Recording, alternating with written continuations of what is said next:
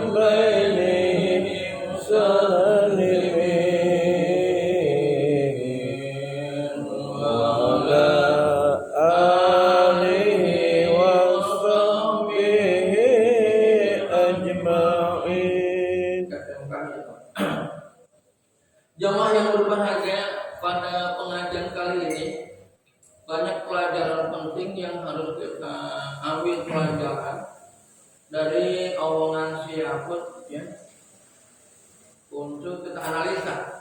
Dan saya nanti akan sudah membacakan tadi hadis dan ayat tentang anjing. Jadi ini perlu kita kaji banget, perlu kita analisa banget ya, bukan apa-apa. Insya Allah mungkin Allah mengharapkan kita agar paham apa itu anjing itu, konsep Al-Quran gitu ya. Tapi sebelumnya kita kaji awalnya dulu ya, bahwa Yakut ingin mengatur agama ya, agama yang ingin diatur.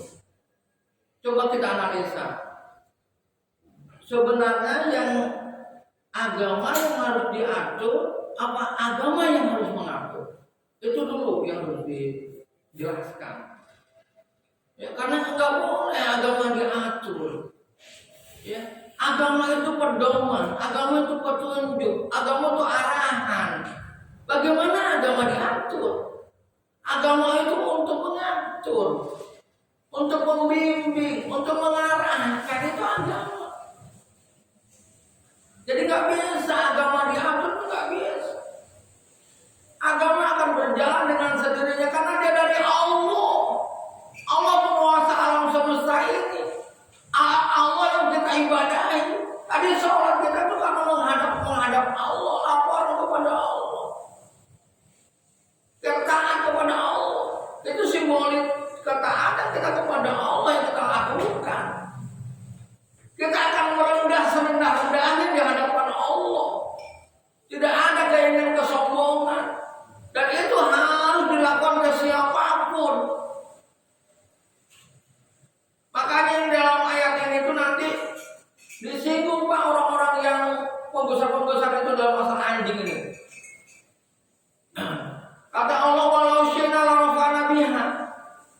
Sebenarnya aku ingin dengan harta mereka, dengan jabatan mereka, aku angkat mereka. Tapi lain sebaliknya nanti kita kaji. Jadi sekali lagi jamaah yang berbahagia, agama bukan mengatur, agama malah yang mengatur. Ya. Nah, jadi kalau kita ingin menjalankan syariat, harus mencari ahli zikri yang ahli tentang Al-Quran, yang ahli tentang agama, baru menciptakan kodifikasi hukum. Gitu loh. Ya. Jadi sekali lagi, ya aku sudah salah besar dengan dia ingin mengatur agama, itu sudah salah besar. Dia ingin mencoba-coba mengatur agama. Ya. Dan bagi kita juga kita harus kita pahami bahwa kita di hadapan Allah nggak ada apa-apanya. Ilmu Allah itu kuat. Ilmu Allah itu memberikan keberkahan, memberikan keselamatan hidup, memberikan ketenangan, memberikan ketentraman. Kenapa sekarang ini kita kurang tentram? Karena itu ilmu agama yang tidak meresap ke dalam dada. Padahal ketika kita membaca siapa Rasulullah itu akan nur alam nuri. Anta badrun, anta syamsun, anta nur fauqa nuri. Tapi kenyataannya mana? Gitu loh. Bahwa Rasulullah itu kita analisakan sebagai cahaya di atas cahaya yang akan menerangi kehidupan ini. Ya, itu harus diimplementasikan. Bagaimana cara mengimplementasikan? Ya, ulama-ulama soleh, ulama-ulama yang sangat takut kepada Allah harus menjadi bahan rujukan. Tidak bisa kita agama disepelekan. Ya, itu satu. Yang kedua tentang adat. Bahwa sekalian adat itu panggilan sholat. Saya kemarin waktu umroh, Pak. Itu di apa namanya? Bandara. Di bandara. Itu kadang-kadang kita nunggu announcement, pengumuman. Padahal kita udah tahu jam berangkat kita udah megang gitu. Tapi kan itu kita nunggu panggilan. Ya, bahasa mudanya siap-siap. Insya Allah pesawat terbang akan landing, umpama saja jam sekian nanti akan take off atau apalah, saya kurang paham terhadap hal itu bisa. Kita nunggu itu apa pengumuman itu, informasi itu. Jadi azan itu panggilan yang sebenarnya sangat gak tunggu-tunggu, Pak. Ya. Bapak sekalian, seandainya saja kita ini di saat-saat akan dipanggil oleh Allah, katakan di ruang ICU atau di rumah manapun lah gitu ya, tempat kita sakit yang luar biasa yang sedang menanti panggilan dari Allah Subhanahu wa taala. Ketika diucapkan kalimat takbir, mungkin kita masih belum mendengar. Tapi suatu saat umpama saja sudah sampai hayya 'alas shalah, baru kita bicara la haula wala quwwata illa billah. Bahwa kita sudah punya daya dan tidak punya upaya selain dari Allah Subhanahu wa taala. Ya Allah, ini terbukti saya akan kembali kepadanya. Bagaimana kalau kita sehat-sehat, mungkin kalimat takbir akan lebih berguna bagi kita. Coba waspada. Jadi azan itu bukan masalah main. Wah, azan itu harus terdengar kemana-mana supaya orang tahu waktu. Coba buat sekali kalau nggak ada azan, Bapak sedang puasa. Kan intinya harus seperti itu. Sebenarnya kita membutuhkan sholat itu seperti itu. Ada Bapak sekalian, ditanya oleh ada seorang sahabat yang ahli mufasir, apa saya nggak ngerti nih, apakah Ibnu Abbas atau siapa. Tapi ini sebuah riwayat yang kalau menurut saya kuat gitu loh. Nanti itu ada orang yang sholat, selalu sholat. Loh, bagaimana selalu sholat? Ya karena dia hari ke hari menantikan sholat. Setelah sholat zuhur, nanti saya sebentar nunggu saya sholat asar. Jadi dia menanti sholat. Ketika penantian kita sholat itu jamaah yang berat, dianggap kita dalam keadaan sholat. Gitu. Jadi hidup itu menantikan itu jamaah. Habis subuh tadi barusan kita menantikan zuhur. Sebenarnya dalam jiwa kita menantinya azan zuhur kita bagaikan kita puasa menanti azan maghrib. Sebenarnya ada sebuah kebahagiaan yang luar biasa. Ya, nanti juga jamaah yang berbahagia. Saya persingkat aja. Ini kalimat azan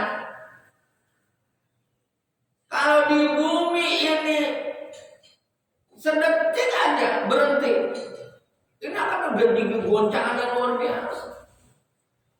Azan itu selalu berkeliling jemaah. Ini sudah dibuktikan oleh ilmu pengetahuan. Di daerah sini mulai azan, sebentar lagi daerah sini sebelum belum daerah sana azan, di sini udah mulai azan daerah sini. Daerah sini udah mau berhenti azan, daerah sini udah mulai mau azan. Terus berkeliling dunia jemaah, tidak henti-hentinya aja, tidak boleh berhenti aja. Karena untuk menjaga kestabilan dunia ini. Oleh sebab itulah maka as-sholatu ma'al-din, sholat itu tiang agama. Karena orang yang dipanggil untuk sholat, untuk dipanggil, orang itu ingin dipanggil untuk menegakkan agama Allah. Ya ayyuhalladzina amanu kunu ansarullah. Bahkan dalam sebuah ayat, ya ahlal kitab lastum ala syai'in hatta tuqimut Taurat wal Injil wal Quran. Wahai ahli kitab, jangan tenang kamu hidup di dunia sebelum kamu mampu menegakkan agama Allah sebagaimana yang tertera dalam Al-Quran, dalam Injil dan Taurat. Ya ahlal kitab astum ala syai'in hatta tuqimut Taurat wal Injil wal Quran. Jadi azan ini pengaruhnya luar biasa jemaah. Azan itu panggilan untuk menegakkan keagamaan yang ada di kita. Nggak bisa akhirnya suara-suara azan itu tidak terdengar ke pelosok-pelosok. Kalau ruhani kita hidup jemaah yang berbahagia, rindu terhadap suara azan.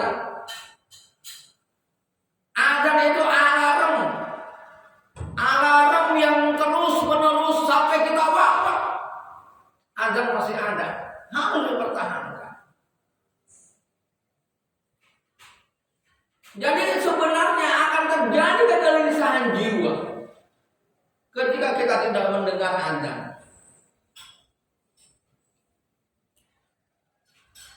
Kalau kita mau berangkat kemana-mana kan ininya sholat dulu peribahasanya. Coba kalau kita nggak mendengar azan, nggak tahunya kita kesiangan atau terlambat datang, padahal azan udah dari awal sebenarnya. Tapi karena kita tidak mendengar azan, kita nggak berani buka puasa jamaah kalau suara azan itu tidak terdengar. Padahal jam ada di kita. Kita tahu timing, tahu waktunya, tapi sebentar nunggu azan dulu. Kenapa? Padahal dia tahu waktunya.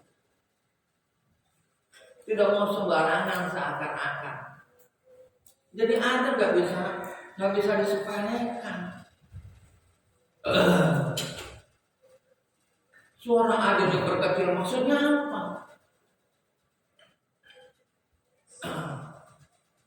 Yang jemaah ini departemen agama yang ngatur agama kayak begini, menyepelekan banget aturan Islam.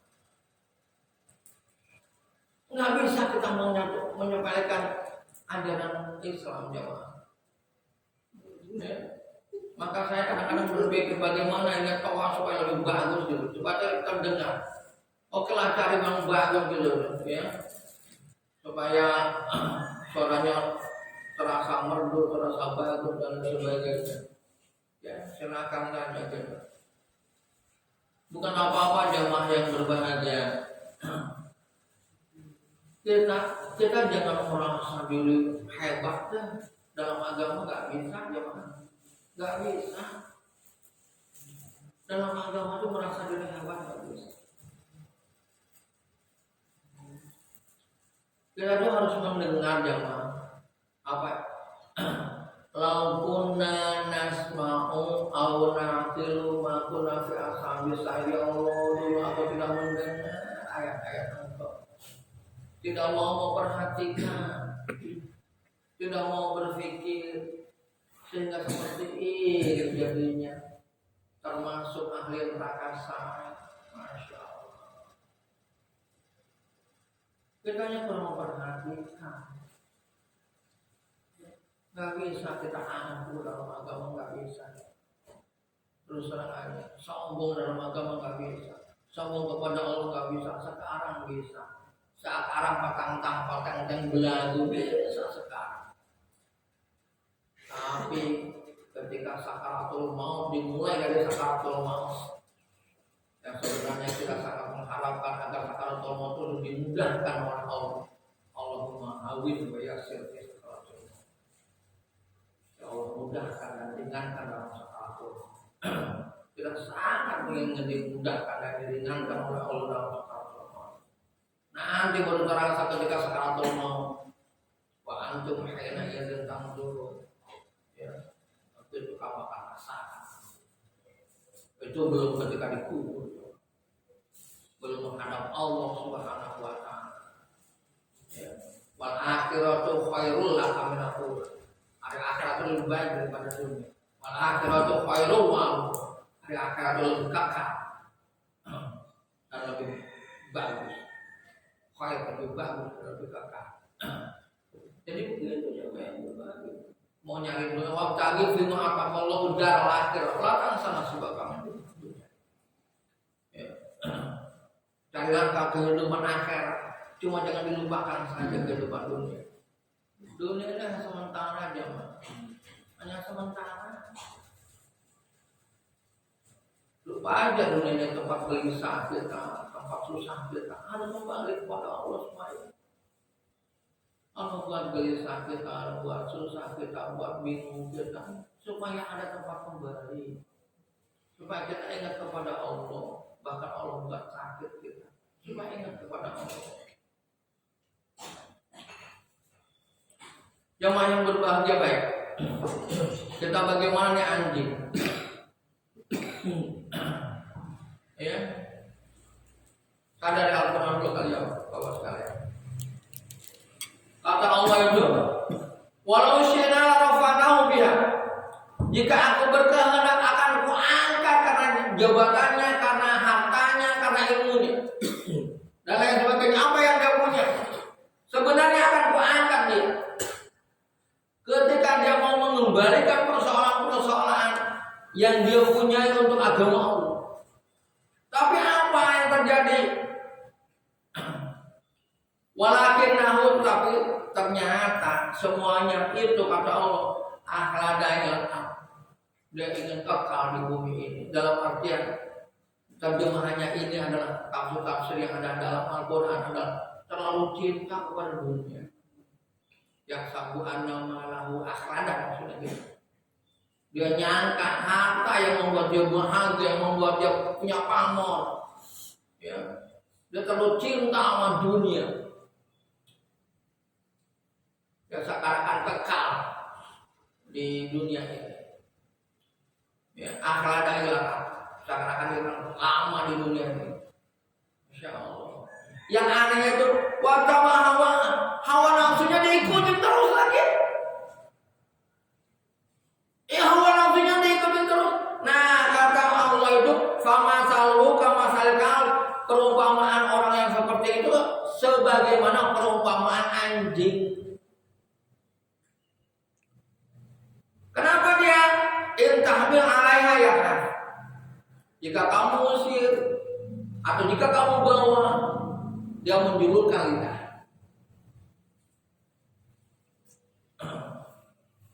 Autat suruhku yakran. Kalau diamkan juga menjulurkan lidah. Kenapa dia menjulurkan lidah? Dari kamasal kaumil ladzina kadzabu bi ayatina, itulah perumpamaan kaum yang mendustakan agama Allah, mendustakan ayat-ayat Allah, mintanya harta, mintanya jabatan, mintanya kehidupan dunia. Sampai kata Allah, faksus kososolahum yatafakkarun. Ceritakan hal ini agar banyak orang yang berpikir. Ayat selanjutnya, sa'a masalanil qauman ladzina kadzabu bi ayatina wa anfusahum kanu yazlimun. Perumpamaan buruk itu adalah untuk orang-orang yang mendustakan agama Allah. Yang aneh kata Allah, wa anfusuhum, dia nekat terhadap dirinya kanu yazlimun, dengan berbuat kezaliman. Zalim Pak itu. Zalim terhadap diri sendiri dengan haus harta yang sedemikian rupa, yang merugikan orang lain, yang menyingkirkan agama. Makanya ayat selanjutnya ini yang lebih bahaya, yang mungkin kita sudah sangat tahu. Walaupun zarokna li jahannam kafiron nadin, udah dinasihatin sudah punya telinga gak berguna, punya mata gak berguna, punya hati tidak berguna. Lau kuru layak mau nabiya, kalau mazan layak mau nabiya. Ya, dan lain sebagainya. Kalau ayunun ayu usiru nabiya, udah dinasihati paling susah malah kayak begitu. Jadi anjing itu Bapak sekalian, binatang yang hina, binatang yang kotor yang diumpamakan oleh Allah, binatang najis. Dan kita secara kondisi sosial itu mengakuinya, sehingga ketika kita kesal dasar anjing. Kenapa kita bilang anjing? Ya karena kita kesal, terlalu kesal.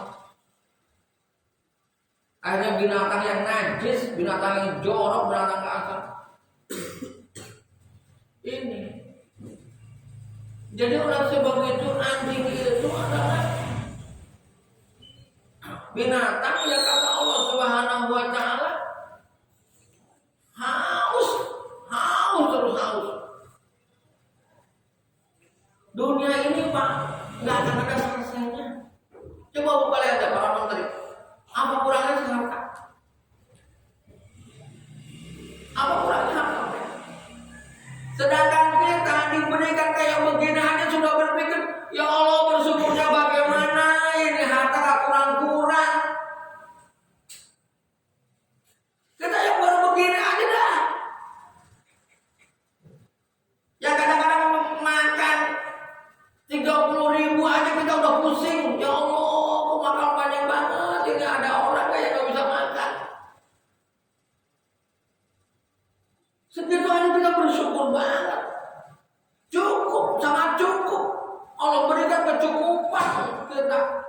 Yang susah bagi kita itu bersyukur sama Allah terhadap semua nikmat yang diberikan ini. Yang susah bagi kita itu. Itu kalau ngerti agama. Coba kalau nggak ngerti agama, duit mulu pikirannya. Duit akan ada selesainya. Nggak akan ada selesainya, Pak. Apakah orang kaya bahagia? Belum tentu, Pak. Terus terang aja saya. Jaminan dia kaya bahagia? Belum tentu. Kalau boleh bilang, bahagianya dia fakta morganis, mungkin hanya kelihatannya doang. Bahagia sesungguhnya hanya dimiliki oleh orang-orang yang beriman. Karena mereka yang tahu arti yang syukur, dan syukur itu ternyata kebahagiaan yang luar biasa. Kalau kita pandai bersyukur, Pak, ya Allah, kayaknya saya kadang-kadang punya pakaian ini kok banyak banget, ini gimana nantinya. Padahal itu dapat pemberian ketika orang meninggal, nggak ada lagi kasih ke siapa, kasih ke yayasan, taruh di yayasan. Saya pilih mana yang bagus-bagus, tapi jadi numpuk banyak banget, ya gimana? Kadang-kadang itu juga, ya Allah, bersyukur banget, gimana ya Allah. Kita harus merasa bahagia, luar biasa. Ini aja sulit kita syukurin, Pak. Terus bagaimana dengan orang-orang yang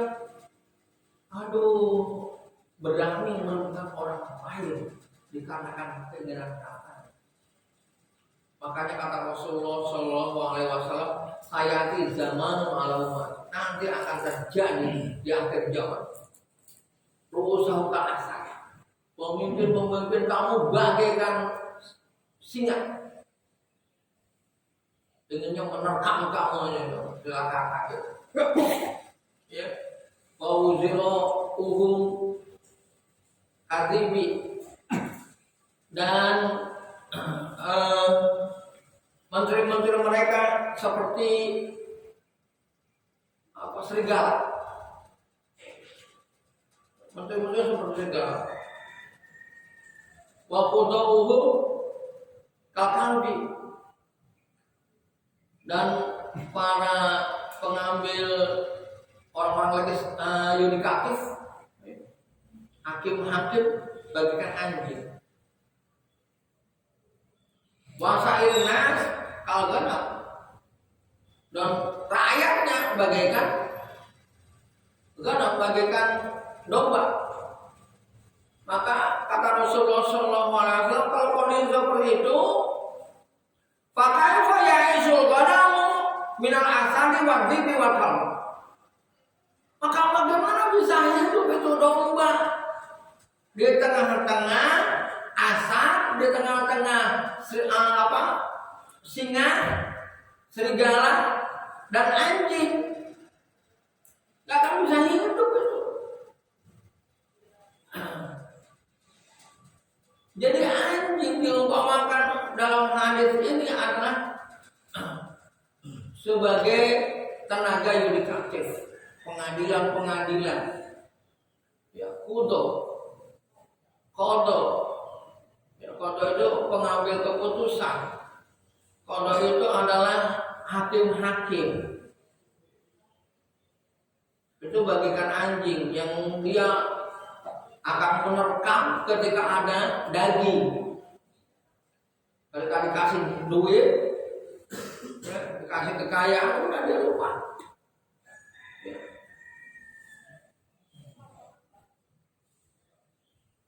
Ya, oleh sebab itu, kalau kata yang diambil itu, selama masih ada daging, dia masih setia kepada yang beri daging. Itu anjing cuma yang berbagi. Nah, itu jamaah yang berbahagia. Nggak layak suara azan disamakan dengan gonggongan anjing, coba ya. Ini umat Islam harus waspada, negara ini negara apa? Yang aneh ketika dilaporkan ke polisi oleh Roy Suryo, bangsa malah melaporkan balik Roy Suryo, seakan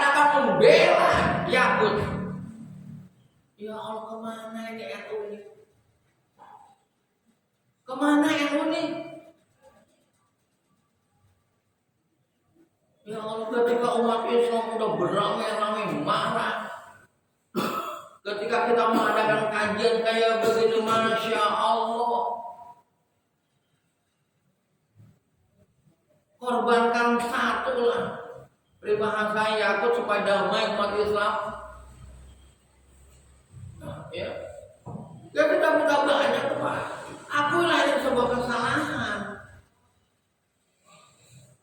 Panggilan kepada Allah supaya siapa yang akan mendidih darah. Bapak sekalian, kalau Rasulullah Shallallahu Alaihi Wasallam disebut gila, disebut pemecah umat, disebut sihir dan lain sebagainya, Rasulullah masih gak marah. Tapi kalau keputusan yang menyengsarakan umat, menyengsarakan rakyat, itu marah. Rasulullah Shallallahu Alaihi Wasallam sebelum diangkat menjadi nabi, sebelum diangkat menjadi rasul, adalah tokoh yang diidam-idamkan. Beliau dijuluki Al-Amin, orang yang jujur, orang pemersatu dan lain sebagainya. Tapi setelah mengajak umat ke jalan yang benar, tegakkan yang benar, berpikirlah untuk masyarakat, untuk kehidupan ini. Bapak sekalian, dulu itu contoh Korun dan Harun. Apa namanya anak Nabi Adam itu siapa? Qabil dan Habil. Qabil itu bilang begini, ini saudara itu kan untuk Allah. Allah kan gak butuh sebenarnya dengan yang kita punya ini. Ngapain yang bagus-bagus? Toh nanti dimakan juga sama zaman dulu gak ada orang Pak. Jadi silakan dimasukkan sama binatang-binatang yang lain. Kalau Habil lain, karena perintah Allah harus yang bagus-bagus. Dan memang kenyataannya yang namanya untuk Allah itu untuk yang lain. Kita sedekahkan untuk yang lain, Pak. Allah butuh sedekah kita kan tidak, Allah Maha Kaya. Islam itu mengajarkan kepedulian. Islam itu mengajarkan kepedulian. Ya. Kadang-kadang Bapak sekalian, ini harus tahu kita. Kita jangan hanya tahu mother of science itu filsafat, tapi yang harus tahu juga adalah mother of philosophy is religion. Itu yang harus tahu. Bapaknya, orang tuanya filsafat itu adalah agama. Itu harus kita ketahui. Jadi agama itu sumber analisa. Ya, kalau pengetahuan kita rendah peribahasanya dan kita itu punya pengaruh, kita harus hati-hati. Ya, tidak semudah yang kita bayangkan. Semakin kita punya pengaruh, semakin kita hati-hati. Ya, bukan apa-apa sekalian, karena agama itu adalah cahaya penerang. Ya, jangan sampai akhirnya Allah matikan cahaya yang ada di kita. Jadi apa ya? Ya sekali lagi saya harapkan ayolah kita berdoa untuk agar agama Allah ini bisa terjadi. Jangan ambil satu, jangan ambil nggak apa. Ya, nanti kita baca doa kita baca.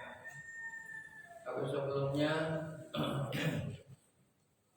mari kita baca doa dulu Pak ya,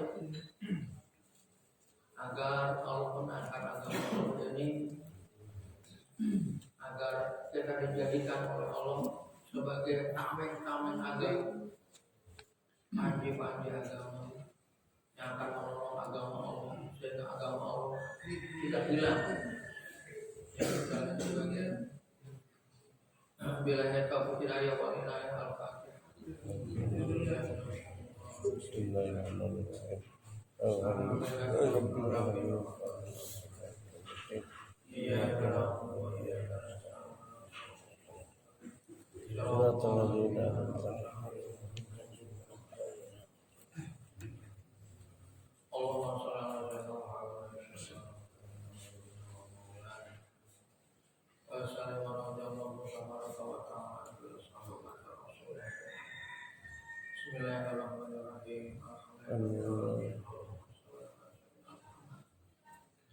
Allahumma shalli ala sayyidina Muhammad wa sallim ala Bismillahirrahmanirrahim. Allahumma shalli ala sayyidina Muhammad. Allahumma shalli ala sayyidina Muhammad.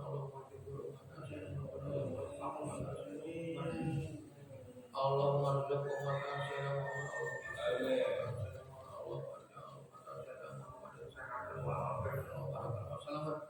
Waj'alna min ibadika sholihin waj'alna min ummati sayyidina Muhammadin sallallahu alaihi wasallam. Allahumma ansur man nasradin wa abdul qadar muslimin wa alikal Allahumma dabbir a'da'aka a'da'ad-din. Allahumma dabbir munafiqin. Allahumma dabbir jumatal kafirin. Allahumma dabbir jumatal zalimin. Allahumma dabbir jumatal hasirin. Allahumma dabbir jumatal munafiqin. Innaka antas samiul alim. Innaka at-tawwabur rahim. Rabbana hab lana min azwajina wa dhurriyyatina qurrata a'yun warzuqna yawma. Rabbana ighfir lana wa li warhamhum kama rabbayana shighara. Wa li jami'il muslimin wal muslimat wal mu'minin wal mu'minat. Apa